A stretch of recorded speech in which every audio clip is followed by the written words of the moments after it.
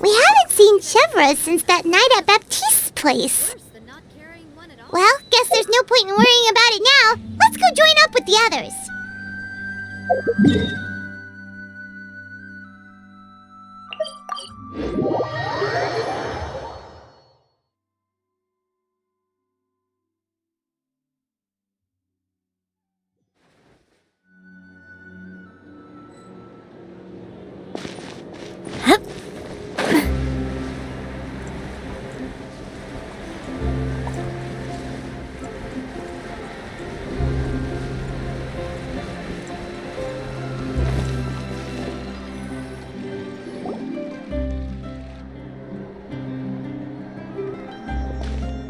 Good morning! Hayaka and I were just talking about you. Is Chevra still not joining us today? Probably not. We haven't seen her either. Huh? That's such a pity. Director Farina said that we've only got a few small scenes left before wrapping up the entire thing. She even said that she'll get me into a couple scenes, so everyone will have a chance to shine in front of the camera. We were also planning on having a victory feast once we're all finished filming. You can join us, right? If only Chevros was here. I still haven't taken a photo with her. I'm afraid that can't be helped. Those special patrol folks are like phantoms when they've got a case on their hands. But to be honest, I'm even more concerned by what I read in the Steambird earlier this morning.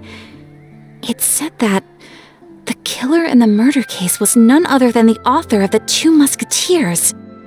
Oh yeah, I heard about that too. He came forward and confessed his crimes, but gave no explanation as to why he pulled the trigger. We didn't know about this case at all when we joined the film. Is it going to affect the reception of our work? From a pure publicity standpoint, this will draw a lot more attention to our film. I have to say, though, that no director can be perfectly comfortable with garnering attention through means other than artistic skill. To be fair, I feel like that ship sailed the moment you allowed yourself to be named as the director on our posters. It's not my fault that I'm super popular. What was that saying again? My popularity has, Sunk to an all-time low? spread to the 4 corners of Teyvat.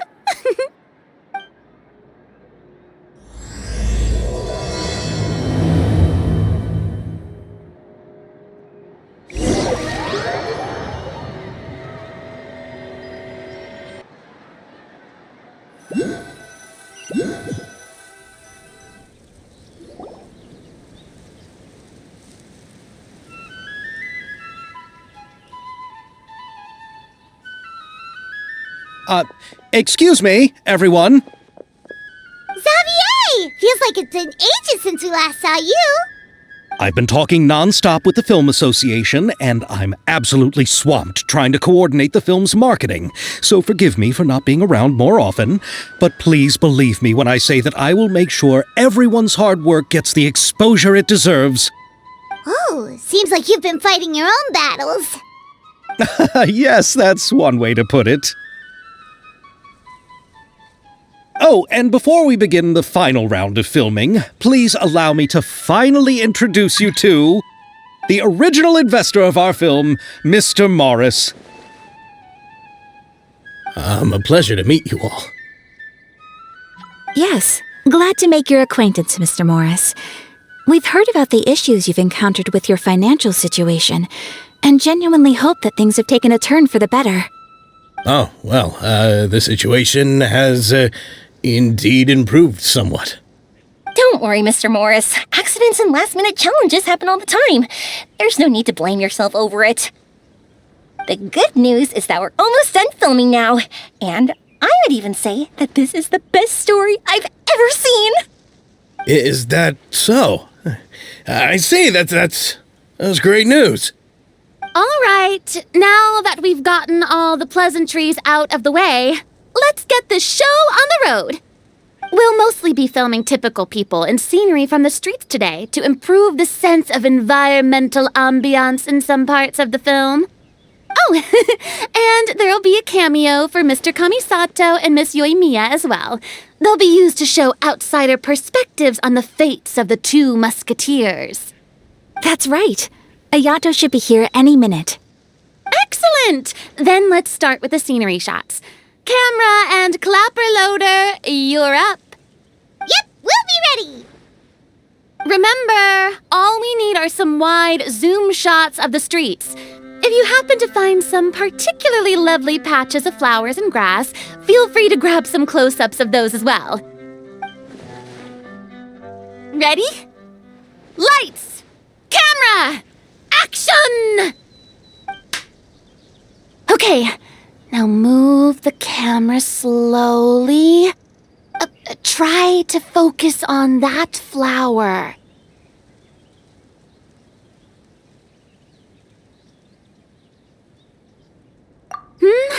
What's wrong?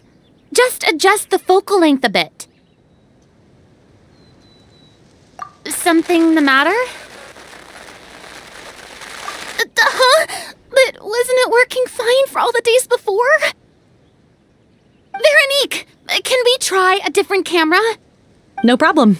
How about this one? All right, let's give it another try. Lights! Camera! Action!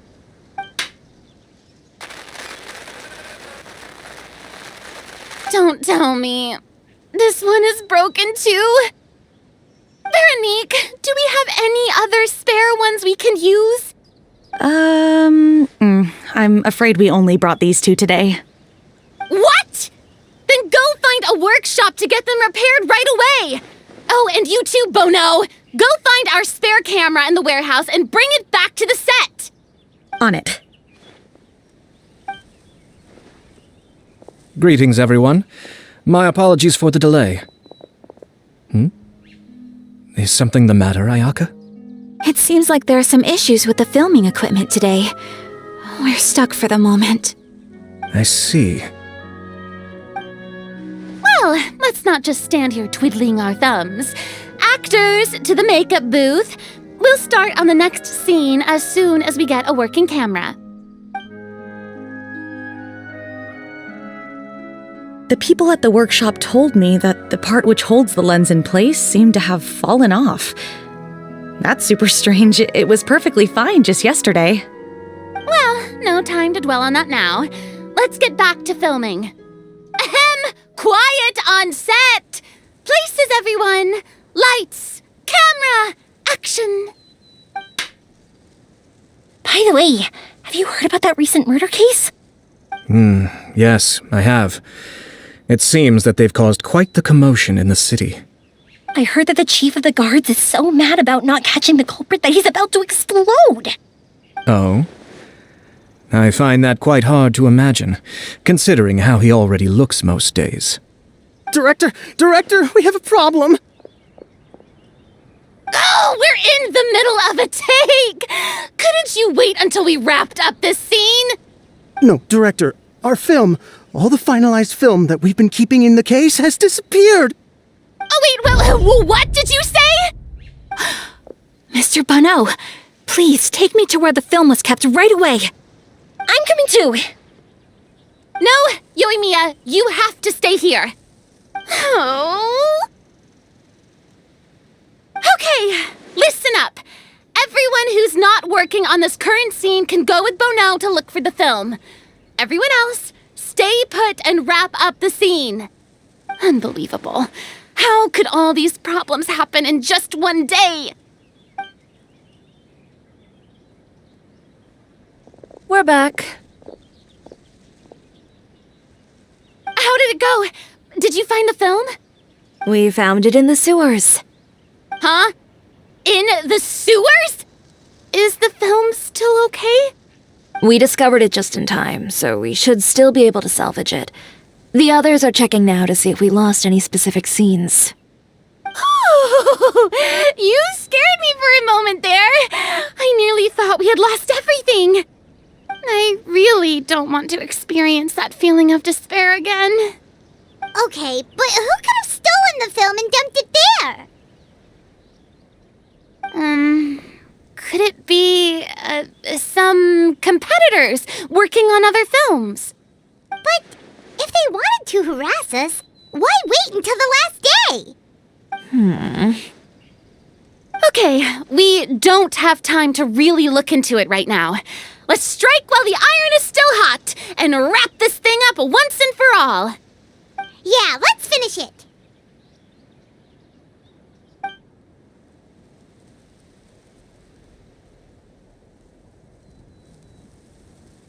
I would like to officially announce that our entry to the festival, The Two Musketeers, has now concluded filming!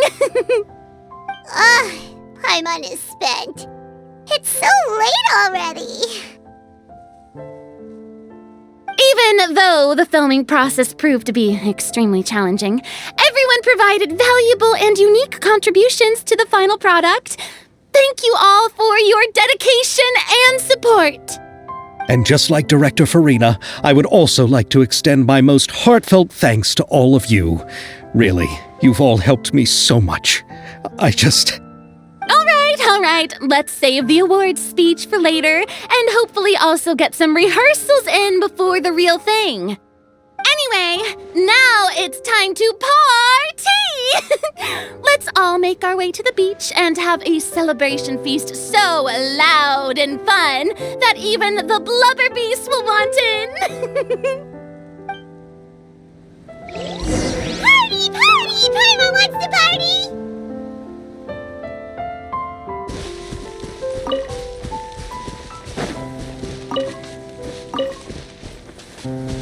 Coming at ya!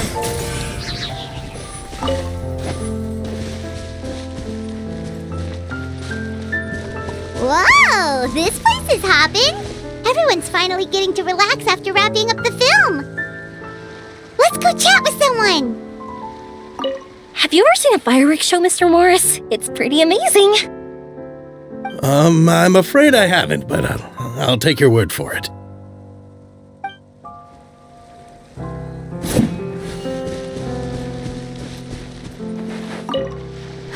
This is turning out to be quite the party.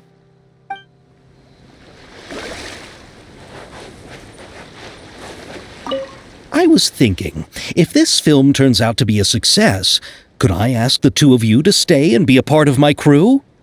Of course, I'll definitely increase the pay for next time. I'd be more than happy to, Mr. Xavier. Thank you for the offer, Mr. Xavier. But I've made some plans to go on a journey to the other nations once the festival is over. Is that so? Well, then in that case, bon voyage, Miss Veronique. Please feel free to get in touch once you've returned to Fontaine.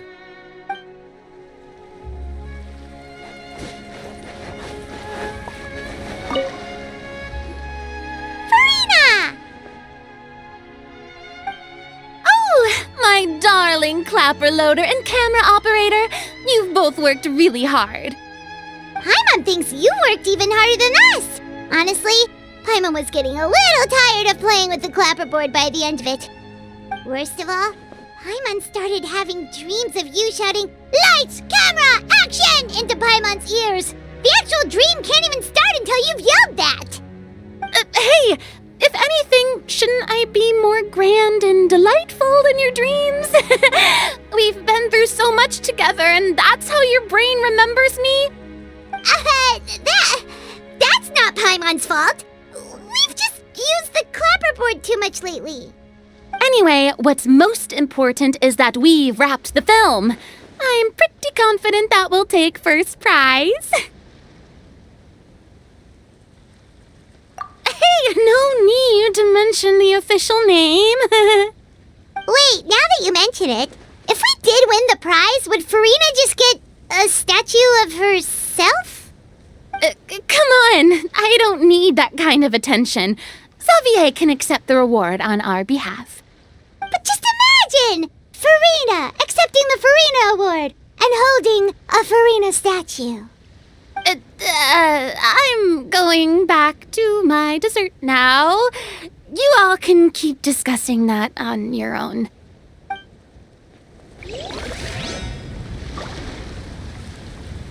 Coming at ya!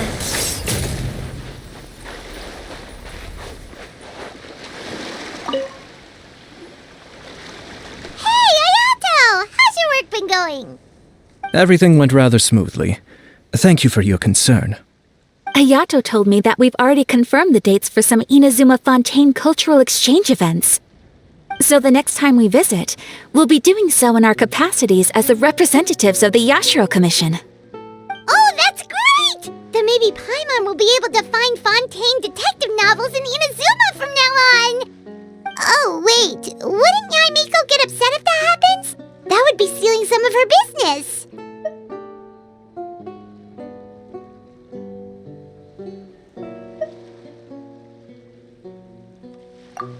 You've got a point. She's always complaining that light novels have become bland and too predictable after all. The cultural exchange won't only feature literatures of both nations, of course. We have also made plans for cross-cultural engagements in the fields of gourmet cuisine, toy making, and artisan craftsmanship. Wow, Paimon's getting super excited now! When the time comes, be sure to visit and participate in all the events.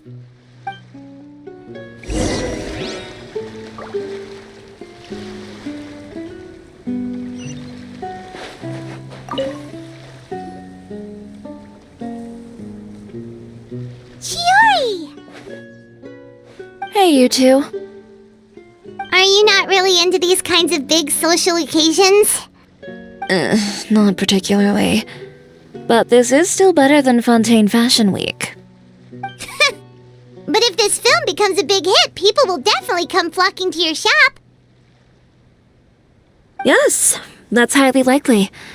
As long as the film can premiere as planned. Are you still worried about the case? That and all the obstacles we had to face today. You're right. It's as if all our bad luck just manifested at once. But why today of all days? No, it's nothing. We've already delivered the film to the editors, so there should be nothing more to worry about. How are you doing, Mr. Morris? You having a good time? Well, you could say that. Do you happen to know when the party is scheduled to end? Judging by how much fun everyone's having, I'd say probably not until well after midnight. Is there something that you still have to take care of at home, Mr. Morris? Oh, well, I'm just not a late night person, so I might take off shortly. Oh no! Silly me. I almost forgot something super important. Oh, what is it? I prepared a whole batch of fireworks for the party, but I forgot to bring them over from the warehouse. Fireworks, you say? Well, that's truly a pity. Sorry things didn't go as planned. Could you help me carry them over, Mr. Morris? I won't be able to fetch all of them by myself. Me? Are you sure that you can't find anyone else? I just wanted to make this a surprise for everyone. The warehouse isn't far from here. We'll be there in no time.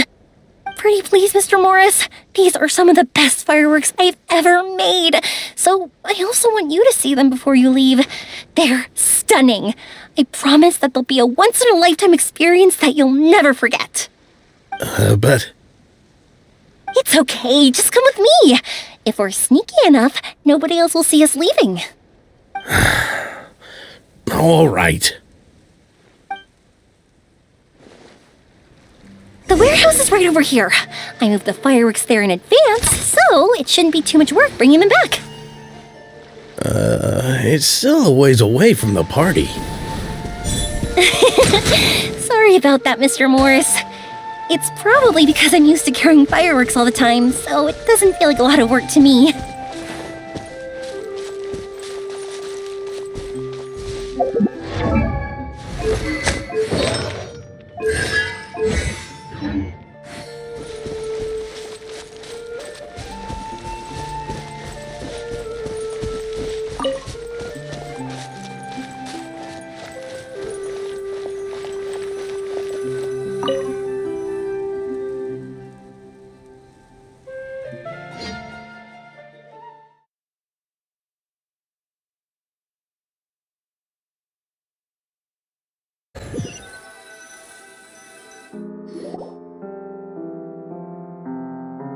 It's dark in here. Wait here, Mr. Morris. I think the light switch should be somewhere over here. Why did I have to get roped into this? What was that?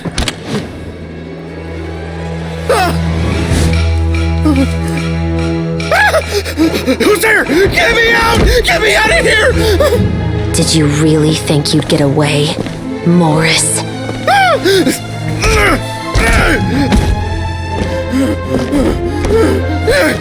You've got the wrong guy! It wasn't me! I'm not the killer! You know, Eliza died a far more heroic death than this. She fought your assassin to the end, to save the children she had hidden beneath the floorboards.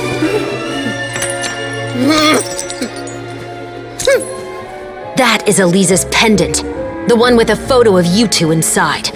The one you gave her.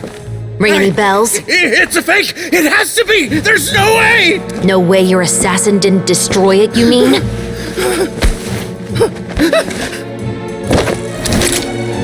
Did you ever love her, Morris? Or was killing her always the plan? No, please. Listen to me. I told Eliza to keep us a secret. I paid her plenty for her silence. I never thought she'd keep the child. Everything was gonna come out, and I had no choice. She forced my hand. No! I'm begging you. I have money. Just name your price, please. You can keep your Mora, and you can go to hell.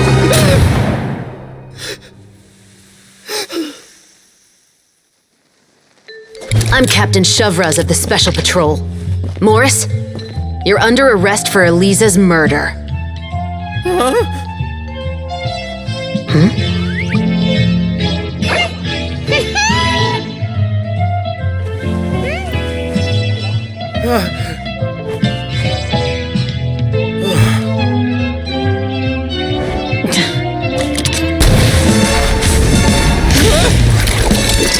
You're under arrest too, prop manager Veronique.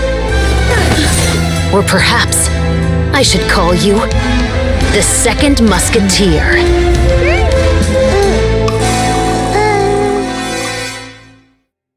Wait, what's going on? This wasn't in the script. Drop the gun, Veronique. Why? Why would you keep me from exacting revenge on this heartless monster? Drop your weapon. This is my final warning.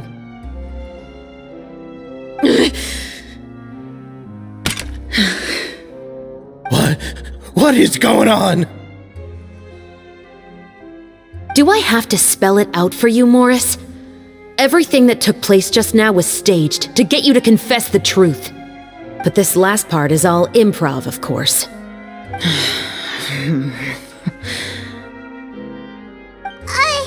Chevrolet, you told us you wanted us to help you stage a play. You never said anything about the Second Musketeer. It's because even I had no way to confirm my theory until now. Thank you for your performance, Yoimiya.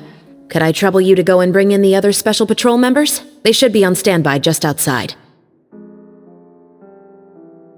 Oh, and please tell the other cast members not to worry about us. We'll be rejoining them shortly. On it!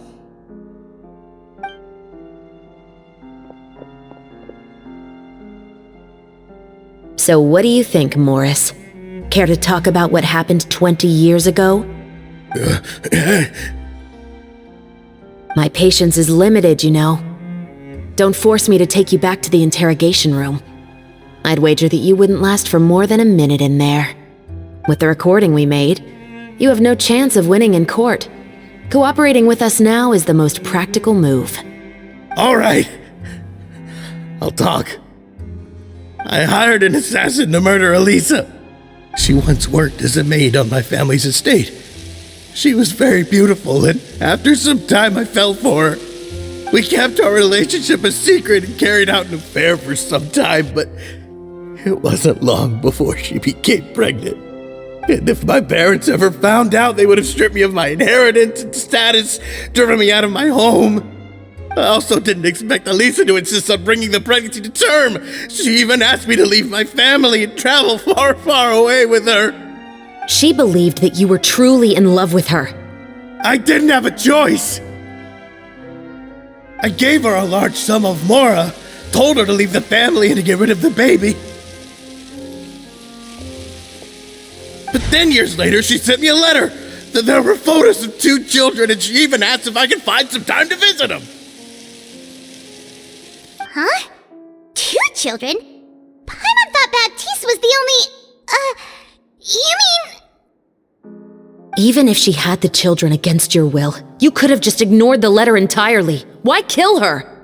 I had just gotten engaged to be married to an heiress from another wealthy family. So if anyone were to find out about Elisa, my life would be completely ruined. I didn't have a choice. No, you always had a choice. You just made the wrong choice. Again. Do you know how it feels to watch your mother be killed right in front of you? My brother and I were hardly even school age yet. We were hidden beneath the floorboards, grasping each other's hands like a lifeline. We were so terrified that we didn't even know we could ever take a breath. All we could do was to watch Mother try to fight back, and then collapse to the floor. Even after the assassin left, we were still too terrified to leave our hiding spot. We thought that he might come back.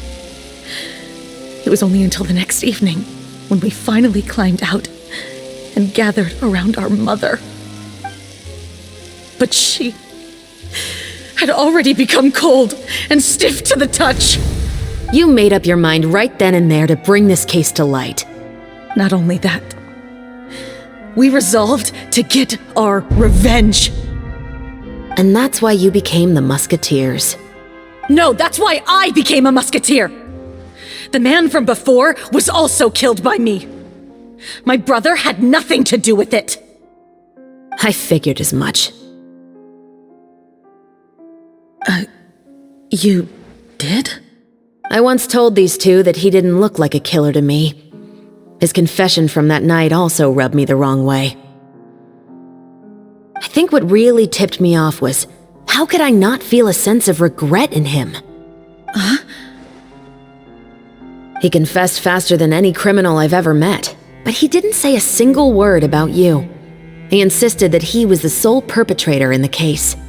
But after the questioning ended, I disassembled the musket we dug up from his backyard, put it in front of him, and told him to reassemble it. Wanna guess how far he got? He had no idea where to even start. He's never touched a gun in his life. Based on that, I determined that he was not acting alone. He only surrendered himself to draw our attention and create a moment of opportunity for his partner. So, I decided to play along. And as expected, the second musketeer followed us without hesitation once she saw Morris get separated from the rest of the cast. Besides, why else would he call the novel The Two Musketeers? But how did you know it was Veronique? I figured it out the moment Baptiste told me his father's name. That so-called financial crisis was all just a ruse. He just wanted to sign up as the investor and then leave the film without any source of funding. After all, he has a vested interest in minimizing the reach of this story. It's really just the same thing as what he did to Elisa all those years ago. Human scum. But then Xavier pulled out all the stops and got the film made against all odds. Morris couldn't have that. With the killer in custody, he figured it was safe to act. And so he came to visit the set today, just as I expected. Wait, so you were behind all those mishaps today?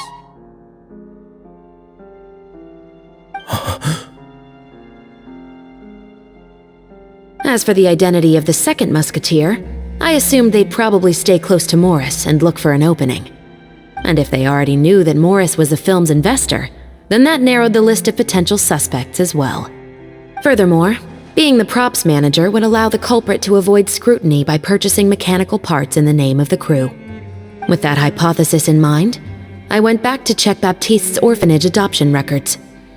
Guess whose name I saw on the same page, just a few lines from his. My brother. He trusted you. As in, he trusted me to perform the deed on his behalf? He trusted you to stand on the side of justice. I am. I thought you could do it as well. Oh, the look on your face when you told him to go to hell. I really thought you'd put a bullet in his brain. You know what he has done. Are you telling me that you'd rather see him spend the rest of his life living like a king in the fortress of Meripede? I will never be able to forget the feeling of my mother's cold, lifeless hands. And you would call this ending fair? Is this what you call justice?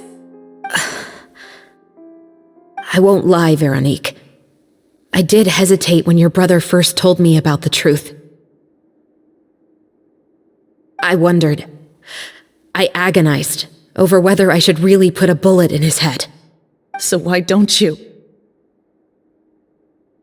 Because that should never be how justice is carried out in this world. Perhaps, to you, justice is simply reciprocated, an eye for an eye and a life for a life. But everyone has their own understanding of justice. If everyone were to pursue their own definition of it, there would be no more order in this world.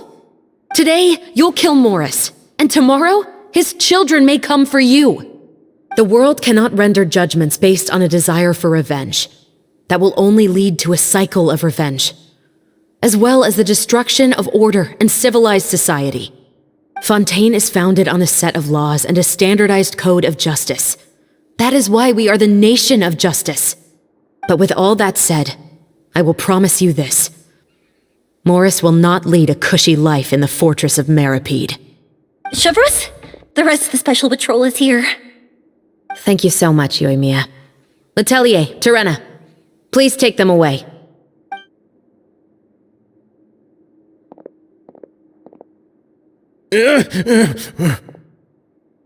I still can't agree with your reasoning. I know. Justice has not been delivered. At least, not today.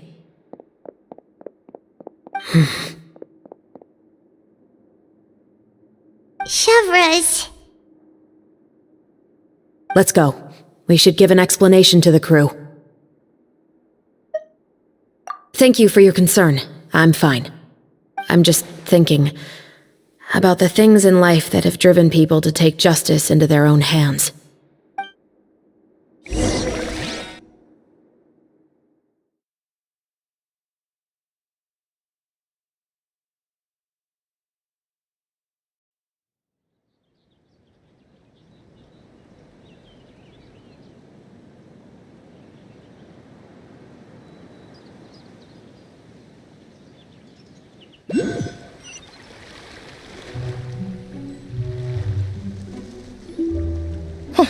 Who would have thought Morris would turn out to be... I'm at a loss of words. How could he have done something like this? I'm just glad that you're all safe and sound. Who knew that such a labyrinth of cases would be behind this story? Well, what should we do now? We have a finished film, of course, but should we still go ahead with the premiere? What do you mean?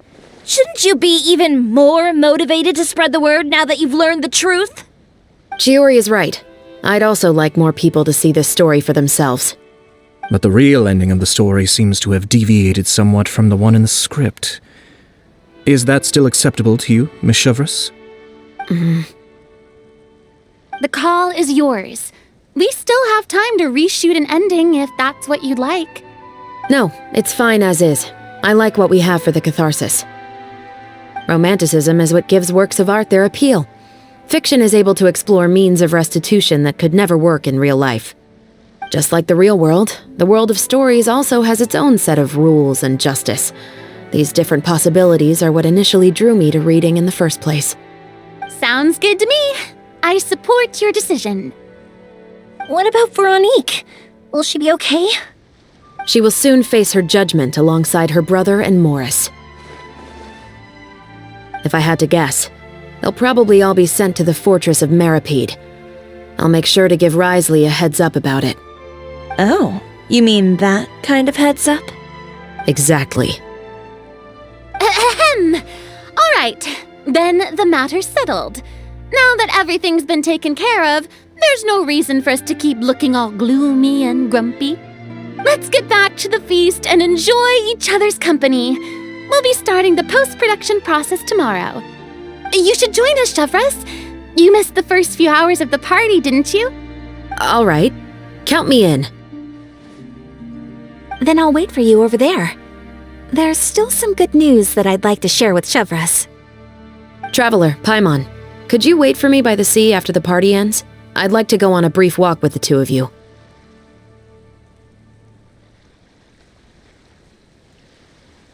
Thank you very much.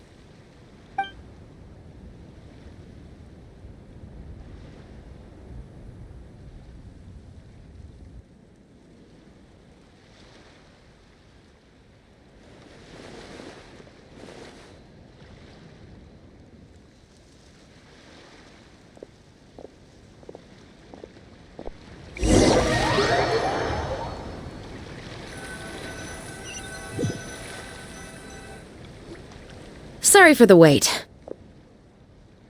Oh, we weren't waiting long at all. Is there something else you wanted to tell us? No, I don't have anything new to share. I just felt that since you were my investigation partners, I should have another conversation with the two of you.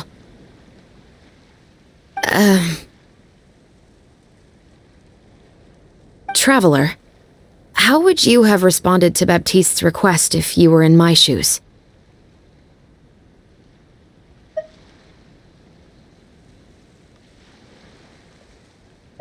Is that so?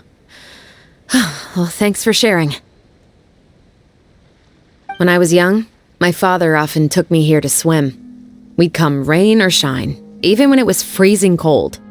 He told me that swimming was the best activity to train one's strength of will.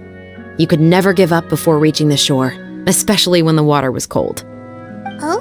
Why's that? Because the moment you give up would be the moment you die. At that point, I still hadn't received my vision. One winter, the chilly wind felt almost like knives on my skin, and the seawater was so frigid that it numbed my toes the moment I stepped in. I cried and begged my father to spare me from having to swim across, but he wouldn't listen. He used to be a member of the Special Patrol as well. You could say it was his way of educating his children. That sounds awful. When he saw that I wouldn't stop crying, he just picked me up and tossed me into the icy water. The bone-chilling cold took away my senses. I couldn't feel anything but fear and rage. I waited for my father to save me, but one look and I knew he'd already started swimming for the opposite shore. I realized that if I were to give up, I really would die right then and there. I used all of my strength to try and catch up to my father. Those few minutes felt longer than my whole life up until that point. I did, however, make it to the other side. I've never felt afraid about anything in my life after that, nor have I ever cried again. That way of teaching would have never worked on Paimon. Yeah, I don't think that was the right method for anyone. It's just that, working now as I am in the pursuit of justice, I still sometimes feel like I've been tossed into that winter sea all over again. The anger and the helplessness. Chevros. But the worse I feel, the more I know to never give up. The alternative would be to forever lose myself among the waves. Anyway, how about a race? Neither of us will drown, but we can still see who swims faster. You guys go ahead! Paimon will grab the clapperboard to mark the start of the race.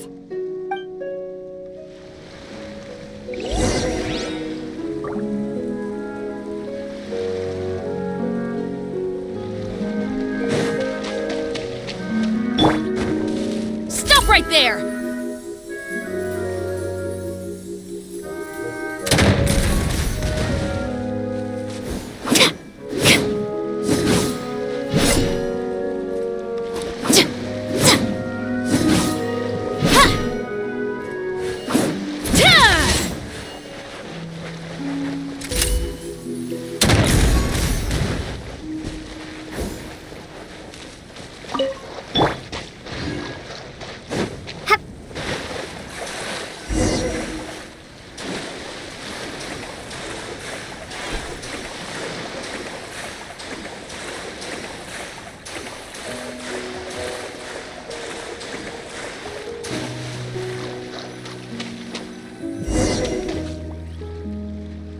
Oh, that felt good. You were so fast in the water, Chevros. You were swimming even faster than Paimon could fly. So, about the Special Patrol, did you join because of your dad? Partly, but I'd say I was more inspired by the heroes I read about in stories growing up. Oh, so it's due to your love of stories. Of course, it was only after I joined the Special Patrol that I learned that truth is often stranger than fiction. Come on, let's walk a bit more.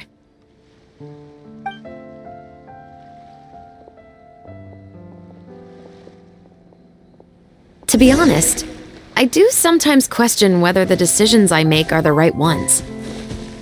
But I know that no matter what, I must keep swimming.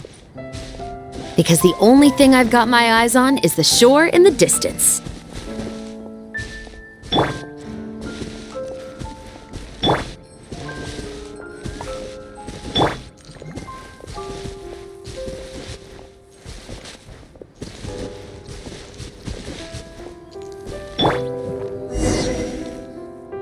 Thank you for coming on this walk with me. I feel a lot better after getting all that off my chest.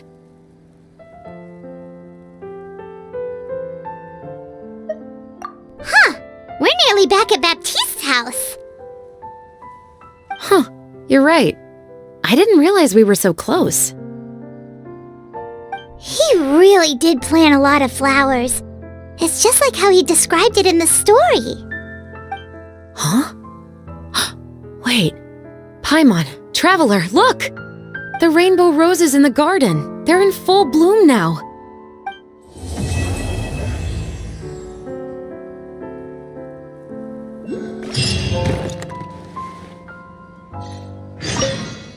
Even though it's a bit late, I must thank you for investigating this case with me. Not on behalf of the Special Patrol this time. It's a personal expression of gratitude from yours truly. Oh, you want to hear more about my father? To be honest, I didn't spend that much time with him. He was always busy with the Special Patrol, so he would often return home really late at night. Some nights, he didn't come home at all. Once, he didn't come home for a long time, maybe a whole week or so. When I went out to buy food, I learned that he had become a criminal, and by extension, that made me a criminal's daughter. But we can talk about that another day. I actually have a lot of sympathy for Veronique and Baptiste. I can understand the hatred they feel for their father. But that doesn't mean I'll allow them to walk the path of evil, even if it might lead to another sense of justice. Films are different from the real world. They're a form of art and represent the wishes in people's hearts. I adore the two Musketeers, and I'm very happy to have had the opportunity to act the role as one. I can't wait to catch the film when it premieres in the Opera House. I'm looking forward to seeing the audience's reaction to the climactic ending. Thank you for looking out for me. I'll see you at the award ceremony. I'd be very surprised if we don't win.